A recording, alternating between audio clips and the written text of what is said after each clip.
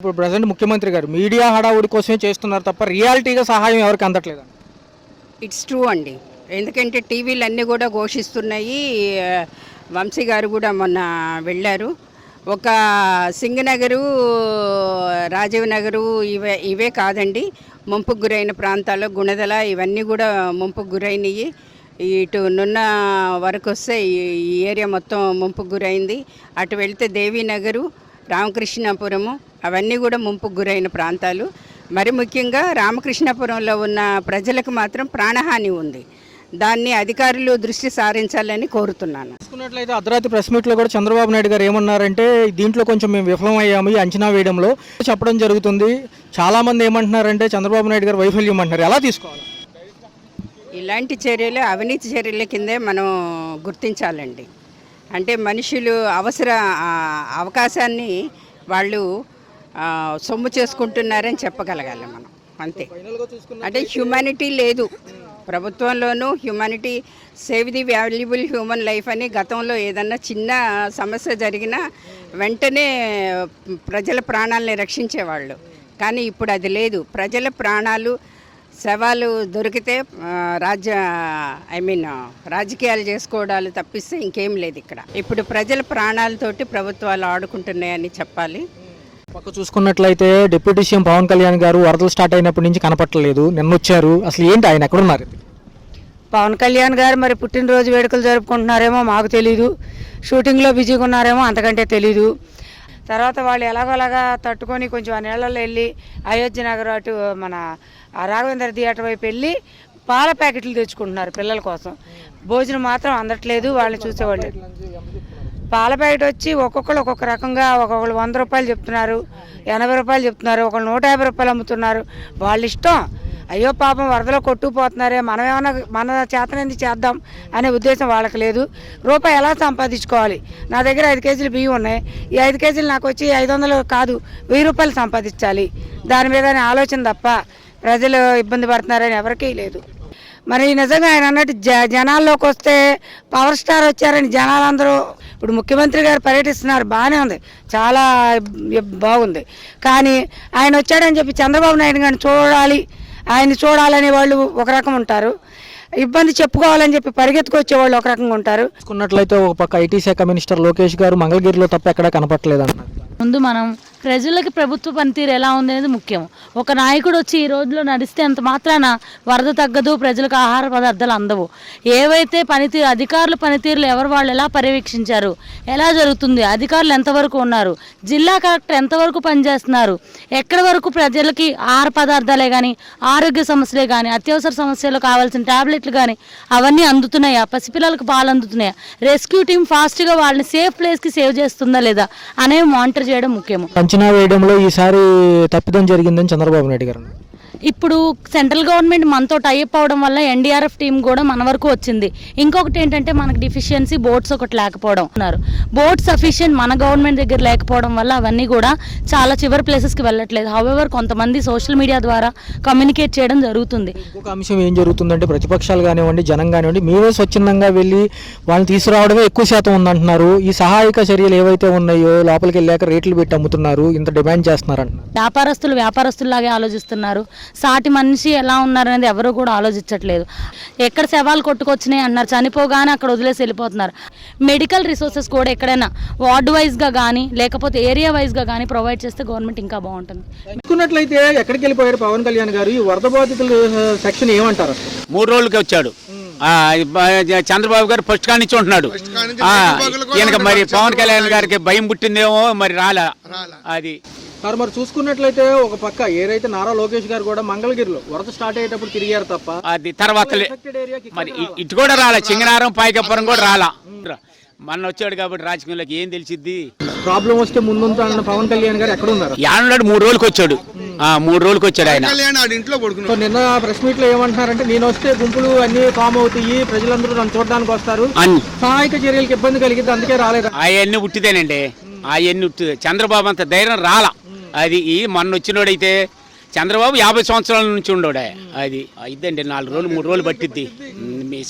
వినాయక చవితికి కూడా ఉండదు, పండగ కూడా లేదు. పండగ కూడా ఇళ్లలో బురద ఉండి అన్ని పాములు ఎన్ని కుదరదు. డబ్బులు కూడా లేవు జనం దగ్గర. బాగా డేంజర్గా ఉందండి. పబ్లిక్కి ఉపయోగపడే ఏ నాయకుడు లేడండి. అసలు పబ్లిక్ ఉపయోగపడే నాయకుడు అయితే నా దృష్టిలోకి అయితే రాలేదు. మాది అంబాపురం. అయితే మాకైతే మటుకి వాటర్ కూడా చాలా ఇబ్బంది పడుతున్నాం. ఇవాళ కొంచెం ఇంట్లోంచి వాటర్ తగ్గితే అది బయటకు వచ్చాం అంతే. ఇవాళ సార్ చూసుకున్నట్లయితే డిప్యూటీ సీఎం గారు ఏమయ్యారు అసలు ఆయన గురించి మనం మాట్లాడితే సరిపోం కానీ అవన్నీ వేస్ట్ మాటలే. కానీ చంద్రబాబు నాయుడు అయినా ఇంక సింగనగర్ ఇవి తిరిగాడు కానీ తప్ప ఇటు ఆయన అయితే 3 రోజులు బట్టి ఎక్కడికి వెళ్ళిపోయాడు. నిన్న వచ్చి ఏదో అడావిడి చేసి అది ఇది అని చెప్పానంటే ఉపయోగమే ఉంది. ఒక పక్క చాలా మంది నారా లోకేష్ గారు మంగళగిరిలో వరద స్టార్ట్ అయ్యేటప్పుడు తిరిగారు కానీ తర్వాత నేను ఒక మాట అడుగుతాను. 12 గేట్లు ఎత్తేటప్పుడు వాళ్ళు కొంచెం అన్న ఇన్ఫర్మేషన్ ఇవ్వాలిగా. ఇన్ఫర్మేషన్ ఇవ్వకోకుండా ఏమి లేకోకుండా నైట్ పిల్లలతో ఎంత ఇబ్బంది పడుతుందని అంటే వరద ఎస్టిమేషన్ వేయడంలో మేము విఫలమయ్యామని చంద్రబాబు గారు అన్నారు కదా. మరి విఫలమైనప్పుడు ఇంకెందుకు మా దగ్గరకు వచ్చి అడగటం వేస్ట్. అవి ఇవి అని చెప్పడం అన్నది వేస్ట్ అయ్యి. సో క్లియర్ అవడానికి ఎన్ని రోజులు పట్టింది? వారం పట్టిందండి. వారం పట్టింది. ఇంకా సహాయక చర్యలు ఎంతవరకు సమంజసంగా అందుతున్నాయి? కొంతవరకు చేస్తున్నారు. అయితే నాకైతే అంత అందుబాటులో ఉన్నట్టేమో అనిపించట్లే. చాలా మంది జనం కూడా చాలా మంది చచ్చిపోయారండి. చాలా మంది ఆ జక్కంపొడి కాలనీ కానీ వైఎస్ఆర్ కాలనీ కానీ అసలు మామూలుగా లేదు. Right sir. నా వయసు 58 సంవత్సరాలు. నేను పుట్టిన తర్వాత ఇలాంటి సర్దులు చూడలేదు. మరొక అంశం చూసుకున్నట్లయితే ఎవరైతే నారా లోకేష్ గారు ఉన్నారో మంగళగిరిలో పర్యటన తప్ప నిజంగా ఎఫెక్ట్ అయిన ఏరియాకి రాలేదంటున్నారు. రాలేదండి. పవన్ కళ్యాణ్ అసలు అడ్రస్ లేడు. సరే ఆరోగ్యం బాగాలేదన్నాడు. ఒక పక్క చూసుకుంటే చంద్రబాబు నాయుడు గారు కూడా విఫలమయ్యామని ఆయనే చెప్తున్నారు డైరెక్ట్ గా. కరెక్టే. చంద్రబాబు నాయుడు గారు ఇప్పుడు ఇది ప్రకృతి విపత్తి మీద పడిపోయింది వచ్చి. ఒక రాజకీయ నాయకుడు ఏమాత్రం చేస్తాడు? ఎంతమంది కానీ ఇప్పుడు దగ్గర 10-15 లక్షల మంది ఇబ్బంది పడుతున్నారు. ఆహారం లేక, నీళ్లు లేక, మంచినీళ్ళు లేక ఎంత ఇబ్బంది పడుతున్నారు. ఆక్రమణలు ఎక్కువ జరుగుతున్నాయండి. ఆ బుడమేరు క్లియర్ చేసుకుంటే వచ్చిన వాటర్ ఆ బుడమేరు లేకుండా కొల్లేరుకి వెళ్ళిపోద్ది వాటర్. సో పైన ప్రజల సమస్య పైన అత్యంత అవగాహన ఉంది నా ఒక్కరికి అని పవన్ కళ్యాణ్ గారు అంటా ఉంటారు. మరి ఈసారి ఏమైంది? కరెక్ట్. మరి ఆరోగ్యం బాగాలేదని అంటున్నాడు బాబు. మనం మట్టుకు ఏం చేద్దాం? ఆయనకి ఆయన ఆరోగ్యం బాగుంది, మనం ఏం చేద్దాం? మనం చేసేది ఏం లేదు. ఆయన అన్నాడు నా ఆరోగ్యం బాగాలేదు, నేను రాలేకపోతున్నా, లేకపోతే నేను వచ్చేవాడిని. అన్ని కూడా చంద్రబాబు గారు కూడా చూడలేని పరిస్థితి. అన్ని కవర్ చేయలేడు కానీ వచ్చి తిరుగుతున్నాడు. ఆహారం అది అందియాలి, మరి వాటర్ అందియాలని ఆయన కూడా బాధ్యత తీసుకుని ఆయన కూడా చేస్తున్నాడు. మరి ఒక పక్క చూసుకున్నట్లయితే చంద్రబాబు నాయుడు గారు ఫీల్డ్లో తిరగడం జరిగింది. ఒక పక్క చూసుకుంటేనేమో మీడియా వచ్చినప్పుడే మేము వస్తున్నాము, వీళ్ళు వస్తున్నారు, నిజంగా చర్యలు అందట్లేదని జనాలు అంటున్నారు. ఇంకేముందండి, అంతా అయిపోయిందిగా, మొత్తం మునిగిపోయింది. ఇప్పుడు వారం దాకా కూడా నీళ్ళు పోయేటట్టు లేవు. కొన్ని చోట్ల అందట్లేదండి, కొన్ని చోట్ల బాగానే ఉంటుంది. ఇప్పుడు వాంబే కాలనీకి ఏం అందలేదండి. సింగనగర్ ఇటు వైఎస్ఆర్ కాలనీ అవి అయితే బాగా అందుతున్నాయి. వాంబే కాలనీకి మాకేం రాలేదని వాళ్ళు చెప్తున్నారు. అవకాశం ఉండే కాడ తిరుగుతున్నారు, అవకాశం లేని కాడ వెనకాడుతున్నారు. మరి ఒక అంశం చూసుకున్నట్లయితే కృష్ణానది పైన కట్టిన గోడ ఏదైతే ఉందో కృష్ణలంకను కాపాడింది అంటున్నారు. ఎంతవరకు సమంజసం? ఇది కడతాం అందుకు మెరుగేనండి. అంటే ఎంత వస్తుందని మరి ఊహించి ఊహించుకొని కట్టారు బాగానే ఉంది. అది మాత్రం కొంత ఆదుకుంది. సహాయక చర్యలు కొంతమందికి అందుతుంది, కొంతమందికి అందట్లేదా, ఏమంటారు? ఏమండి, దీని ఇప్పుడు ఇంత వరదలో రాజకీయవేత్తంగా ఎవరు చూసుకోకూడదు. అందరు కలిసికట్టుగా పనిచేయాలి. ఏ పడవల మీద కానీ ఏటి మీద తిరగకుండా జగన్మోహన్ రెడ్డి గారు అనే ఆయన ఒక్క ఆయనే పోరాడగలుగుతున్నాడు. ఇప్పుడు చంద్రబాబు నాయుడు గారు ఉన్నారు, ఆయన ఎదురుగానే జనం అలో లక్షణాన్ని ఏడిచి మాకు సాయం చేయండి అంటే చెయ్యి ఊపుకుంటూ వెళ్ళిపోతున్నాడు. డిప్యూటీ సీఎం పవన్ కళ్యాణ్ గారు ఏమయ్యారు? డిప్యూటీ సీఎం గారు పవన్ కళ్యాణ్ గారు ఇన్ని రోజు నుంచి రెస్పాన్స్ అవ్వలేదు. రాత్రి కొద్దిగా వాళ్ళ సందాపన కొద్దిగా తెలియజేశాడు జనాలకి. ఏమైనా బర్త్డే ఫంక్షన్ అంటే ఇక్కడ జనం ఏదైపోయినా పర్లేదు, ముందర బర్త్డే ఫంక్షనే కరెక్ట్ కదా.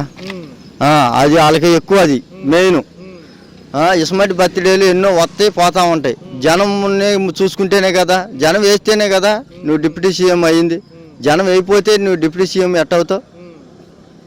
జనాన్ని కాపాడగలిగినోడే నాయకుడు, జనాన్ని కాపాడగలిగినోడు నాయకుడు కాదు. అది అంటే ప్రజలు కొట్టుకుపోతే వాళ్ళకి సంబంధం లేదు. మన రాజకీయాల్లో ఉన్నామా లేదా, జనం ఏమైపోయిందో వాళ్ళకి అవసరం లేదు. వాళ్ళు రాజకీయ నాయకులు, వాళ్ళు ఎక్కడుండి వాళ్ళు సేఫ్టీగా ఎక్కడ ఉండాలో అక్కడ ఉంటారు. వాళ్ళు వరదల్లోకి వస్తే వాళ్ళు కూడా కొట్టుకుపోతారు కదా. జనాలను కాపాడాల్సిన టైంలో జనాలనే ప్రాణాలు కూడా శాతం లెక్క చేయకుండా ఉన్నవాడే నాయకుడు. ఇప్పుడు దొరికినంత వరకు అంటే వరద వచ్చేటప్పటికి వర్షం పడుతుంది అన్నప్పుడు ప్రజలందరినీ అప్రమత్తం చేసి లోతట్టు ప్రాంతాల్లో లేకుండా మెరక ప్రాంతాల్లోకి తరలించాలి.